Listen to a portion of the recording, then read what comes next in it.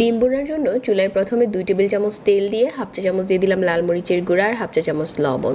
8টা ডিম নিয়েছি আর ডিমটাকে ভালো করে লাল করে ভেজে নিচ্ছি। খুব বেশি সময় ভাজা যাবে না, ডিমের উপরটা অনেক বেশি শক্ত হয়ে যাবে। প্রথমে তেলের মাঝে একটু লাল মরিচ দেওয়ার কারণে ডিমের মাঝে কিন্তু দারুণ একটা কালার এসেছে।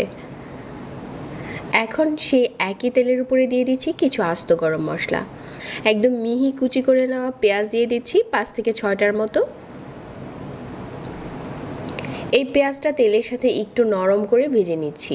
এই কাজটা ধৈর্য সহকারে করতে হবে, তাড়াহুড়া করলে দেখা যাবে যে পুড়ে যাচ্ছে।